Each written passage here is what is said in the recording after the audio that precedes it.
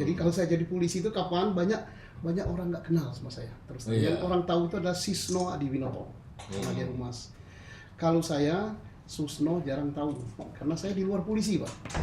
Sejak pangkat AKBP saya itu di luar polisi, di tim pembuat undang-undang baik di DPR maupun di Kementerian Kumham. Selesai itu saya Kombes, saya pindah ke PPATK sampai bintang 2, kemudian jadi Kapolda di Jawa Barat 10 bulan. 10 bulan, kemudian jadi Kabarisskrim 13 bulan, terus terjadi heboh karena saya ngungkap Senturi. Saya juga menyelesaikan masalah mafia pajak Gayus, kemudian mafia hukum, kemudian saya juga menyelesaikan masalah Indoper. Ya, jadi besar-besar semua. Satu juga masalah Pak Antasari. Nah, tapi saya Pak Antasari itu sebaliknya, saya bukan yang menangkapnya, justru saya yang tidak mau dijadikan penyidiknya, sehingga saya jadi saksinya maunya saya.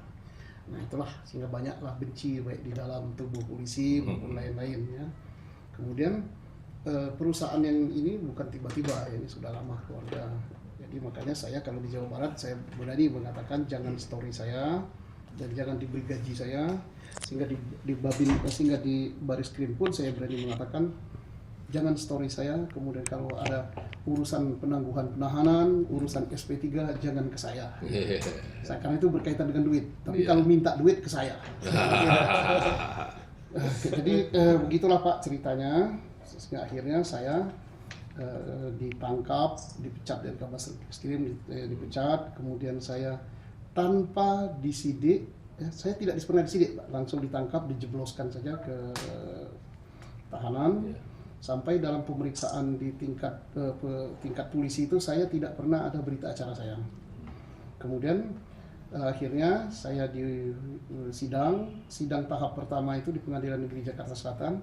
2 minggu sebelum putus pengadilan, 2 hakimnya diganti, padahal hakim hanya 3, Pak. Jadi kemudian saya harus dihukum. Namun karena waktunya penahanan saya sudah habis, sehingga saya dikeluarkan dari tahanan, dan sampai sekarang saya masih dikeluarkan. Jadi bukan karena permohonan, saya tidak pernah mohon untuk ditangguhkan. Nah kemudian adapun yang heboh sekarang ini yaitu dikatakan saya tidak mau dieksekusi, itu salah besar, Pak. Jadi begini ceritanya, bulan November tahun 2012 Pak Joko Sarwoko, Ketua Pidana Khusus Mahkamah Agung, mengumumkan perkara saya, salah satu diumumkan, ditolak kasasinya. In mind saya, karena ditolak kasasinya, saya dihukum. Karena saya dihukum, maka 2 hari setelah itu, saya minta pengacara saya, Pak Untung, salah mantan petinggi di lapas, dia pengacara saya, Pak, tulis surat kepada Ketua Mahkamah Agung, Jaksa Agung dan sebagainya sampai ke Kejari Jakarta Selatan, isinya 3. Apa Pak? 1, minta kepada majelis hakim mempercepat menurunkan putusan perkara saya minta petikannya. 2, minta saya segera dieksekusi. Tertulis Pak. Yang 3, minta kalau bisa, kalau diizinkan saya minta di lapas Cibinong. Mengapa demikian? Karena saya sudah bosan, Pak. Hampir 4 tahun keluarga kami mengalami ini, derita ini. Saya dicopot dari jabatan, anak saya perempuan sampai keluar dari tempat kerjanya sehingga masuk sini sampai malu. Istri saya pun malu arisan, Pak. Itu derita yang saya alami, Pak. Kemudian kapan berakhirnya? Saya beritahu kepada anak-anak, kepada istri dan mantu. Saya bilang saya akan menjalani hukuman. Saya tidak akan PK. Kenapa, Pak? Sudah usaha kita sudah cukup dan ternyata masih dihukum juga, tetapi keimanan kita yang penting tambah kuat bahwa Allah tidak tidur. Masyarakat Indonesia tahu saya bersalah apa tidak, sidang terbuka. Jadi itu putusan ya, dukung. Kemudian siapkan koper. Lalu siapkan koper itu tanggal 22 November. Kemudian sudah sebulan setelah itu masih belum juga keluar putusan. Tulis surat lagi. Sebulan setengah kemudian baru keluar. Tanggal 8 hari Jumat bulan Februari. Putusan keluar, petikannya sudah turun di Pengadilan Negeri Jakarta Selatan. Kemudian saya panggil Pak Untung pengacara, Pak, Bapak pergi ke eksekutor Kejari Jakarta Selatan, Pak Marsudi. Temui minta saya dieksekusi hari Senin. Kalau hari ini nggak sempat, saya bilang kan, saya minta hari Senin. Dia datang, telepon, Pak nggak bisa hari Senin, kejaksaan sibuk. Minta Selasa, nggak bisa juga. Bisanya hari apa? Rabu, Pak. Oke, minta Rabu. Kemudian surat panggilannya Bapak bawa sekalian, biar pasti hari Rabu. Oke, bawa. Hari Senin, Pak Untung datang ke Pengadilan Negeri Jakarta Selatan mengambil putusan. Putusan diambil. Setelah itu dia datang ke sini. Pak, ini di mana masuknya? Kenapa? Putusan Mahkamah Agung ada dua. Apa? Satu, menolak kasasi jaksa dan kasasi terdakwa saya. Kedua, membebankan pada saya membayar biaya perkara 2.500. Iya. Wah, bingung. Saya bilang, Bapak datang ke Kejari. Datanglah ke Pak Marsudi, sama-sama bingung. Gimana? Udahlah kalau bayar 2.500 katanya biar saya aja yang bayar, kata Kejari. Iya. Akhirnya minta petunjuk ke Kejaksaan Agung, Direktur Eksekusi dan lain-lain, semua sama pendapatnya. Tidak ada eksekusi.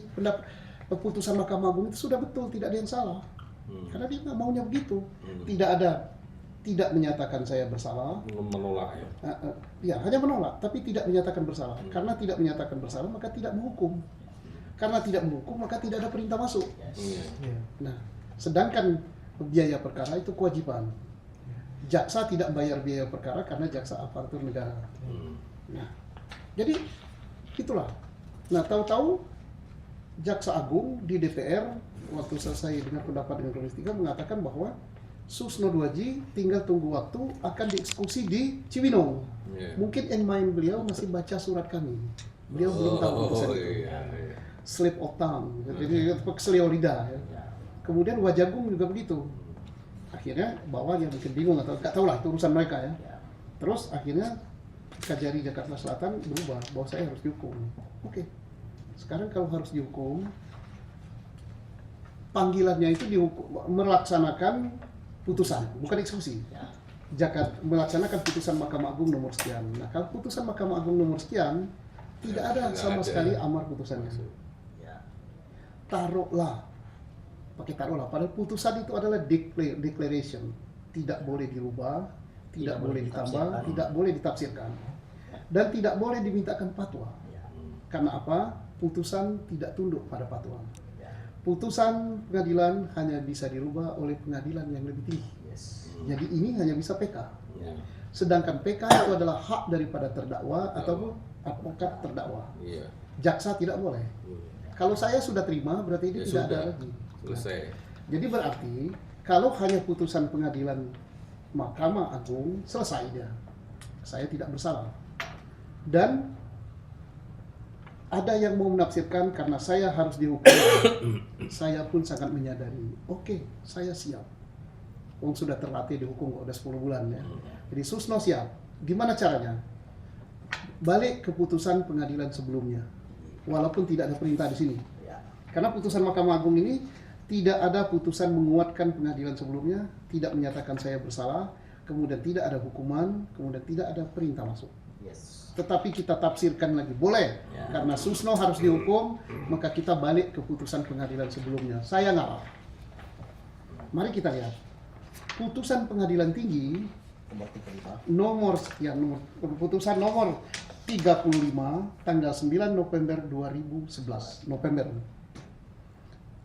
Kalau kita lihat di sini adalah mengubah putusan PN Jaksel nomor 1288 PIT B 2010 PN Jaksel tanggal 21 Februari 2011 yang dimintakan banding tersebut.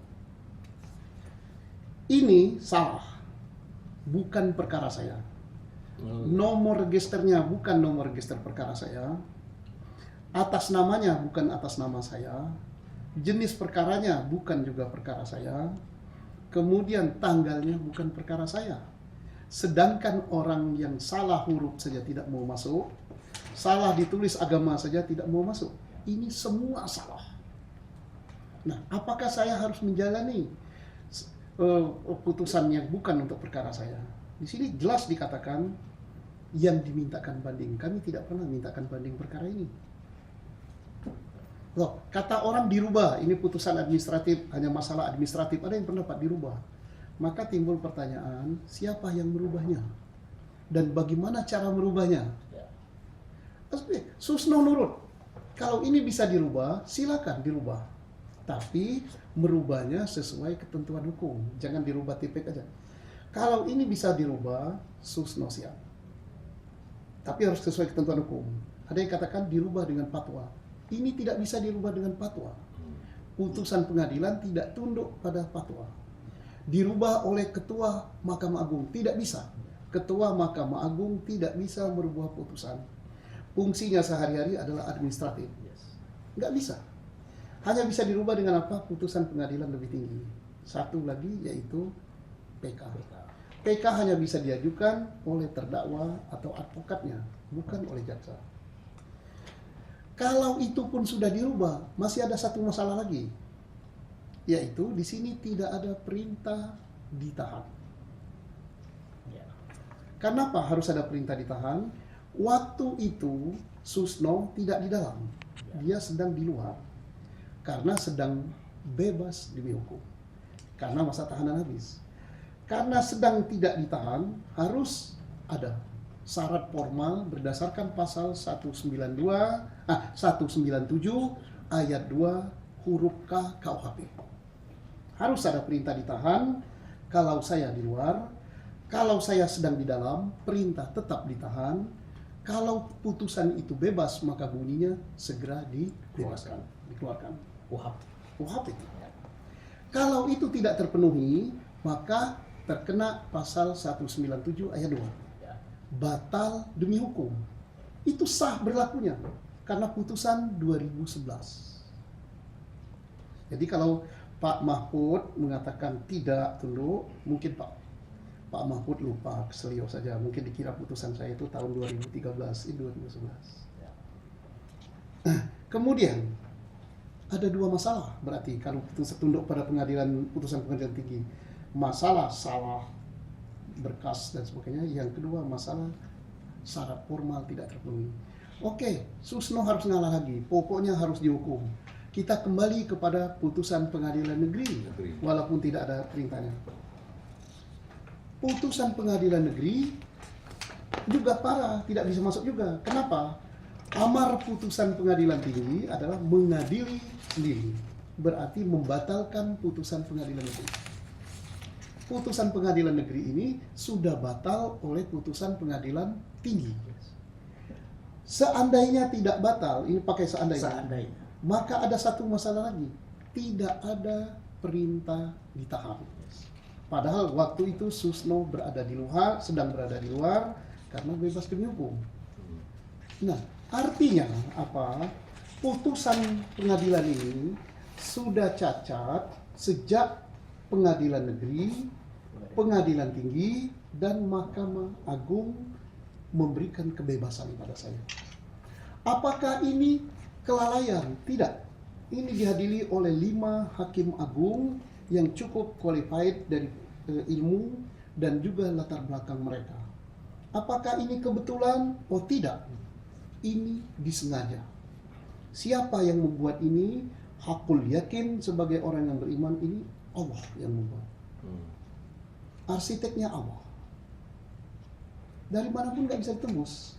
Tetapi waktu saya ditangkap, diadili, diperiksa dan sebagainya, itu juga rekayasa dan reka paksa. Siapa arsiteknya? Manusia. Karena ciptaan manusia dia tidak sempurna, maka para saksi yang dulu saksi palsu, anak buah saya sudah ngadap ke sini. Sambil nangis, minta maaf. Saya bilang, tidak perlu Anda minta maaf.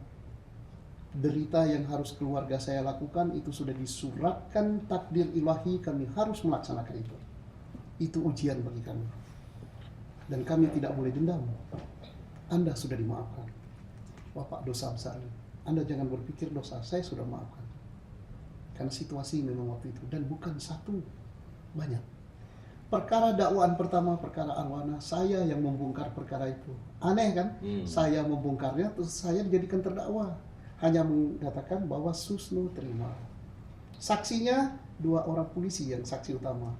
Satu mengatakan ngadep, terbukti dia tanggal 27 Desember setelah maghrib. Satu menghadap, katanya ketemu saya di rumah tanggal 4 Desember. Tapi dua-duanya dalam persidangan mengatakan ketemu. Bisa nggak ketemu satu tanggal 27, satu tanggal 4? Dan bukti tertulis ini. Tempusnya berbeda. Tempus berbeda. Kemudian lukus juga berbeda. Satu mengatakan di ruang tamu, satu mengatakan di ruang keluarga. Satu mengatakan saya yang gendong cucu pakai sarung, satu mengatakan saya tidak gendong cucu. Cucu saya belum lahir. Bulan Desember. Cucu saya lahirnya 26 Februari. Masih 2,5 bulan lagi cucu saya mau lahir. Sudah saya gendong. Kemudian 2 ajudan dan pengawal saya mengatakan tidak pernah melihat Syahril Johan datang ke rumah. Kemudian dipaksa dia mengatakan harus lihat itu, kalau tidak dia diancam hukuman. Akhirnya apa dia? Meninggal Pak, dua-duanya. Tabrak mobil. Tabrak mobil. Ya, 2 Pak. Jadi perkara ini Anggota juga Pak ya. ajudan saya Gitu. yang waktu saya bersama. Perkara ini menelan 2 nyawa Pak. 2 nyawa dengan anak-anaknya masih kecil. Saya sedih Pak. Gara-gara saya Pak. Dan mudah-mudahan almarhum dia Syahid. dosanya diterima syahid ya. Karena dia membela kebenaran, dia diancam. Gitu ya, selalu gitu. Saya tidak mempersoalkan siapa yang nabrak, siapa yang saya doa saja itu yang bisa saya lakukan. Dan alhamdulillah anak-anaknya saya angkat sebagai anak angkat saya. Jadi kan saya korban Pak. Korban. Itu yang terjadi Pak. Kemudian sekarang masih ada kelompok yang bermain yang ingin. Buktinya malam ini pun ada wartawan di rumah saya. Di rumah anak saya dikepung wartawan, nggak bisa pulang. Apa kaitan anak saya dengan saya? Dan itu saya lihat sudah terorganisir. Mungkin ada yang, ya maaf saya nggak menuduh lah ya. Sampai mereka nggak bisa pulang tiap hari. Wartawan kayak serentak aja, beritanya hampir sama. Saya ini polisi, mantan polisi ya. Saya tahu bahwa ada yang gerakkannya. Yang gerakkan siapa? Ya musuh saya. Ya musuh saya siapa? Ya pastilah mafia itu ya, mafia Senturi, karena terus terang Senturi saya yang buka. Yang nangkap saya, yang nangkap begini. Mafia pajak saya yang mengungkap. Dan saya tidak puas kalau hanya sampai Gayus, mestinya lebih tinggi lagi. Kemudian mafia hukum yang melibatkan polisi, yang melibatkan jaksa, yang melibatkan hakim, saya juga yang buka. Kemudian kasus-kasus besar lagi saya semua yang buka. Dan untuk diketahui bahwa saya di polisi itu sebenarnya terakhir hanya 23 bulan Pak. Banyak polisi yang nggak kenal saya. 10 bulan saya jadi Kapolda, kemudian 13 bulan saya jadi Kabar Eskrim. Kemudian penuh dengan kasus-kasus yang besar-besar, sehingga saya dibenci mungkin dari dalam, kemudian musuh saya banyak. Saya dibenturkan dengan KPK, dikatakan saya mau membubarkan KPK. Saya ini salah seorang pencetus lahirnya KPK Pak. Saya tim perumus undang-undang KPK pertama. Bahkan saya waktu itu mau dicalonkan sebagai salah satu pimpinan KPK, tetapi dinasihati bahwa jangan karena harus keluar dari polisi, harus pensiun. Waktu itu pangkat saya Kombes, sehingga saya masih berkarir di polisi dan saya masuk wakil ketua PPATK. Saya diinformasikan rekening gendut, macam-macam Pak. Padahal mana mungkin rekening gendut. Saya ini kan mantan orang yang tugasnya melacak rekening gendut. Ya kalau di rekening saya ada duit cukup besar, iya. Dan saya laporkan kepada KPK, kepada PPATK. Karena saya memang bisnis Pak. Jadi itulah Pak latar belakang. Kalau kembali kasus ini saya ingat derita yang kami alami saat keluarga. Tapi bukan untuk membuat saya jadi kecewa atau apa-apa. Ya itulah memang Allah menakdirkan itu. Dan kemudian kalau Allah mau sudah waktunya menolong saya, tidak ada yang sulit, insya Allah. Kun fayakun semua terjadi. Jadi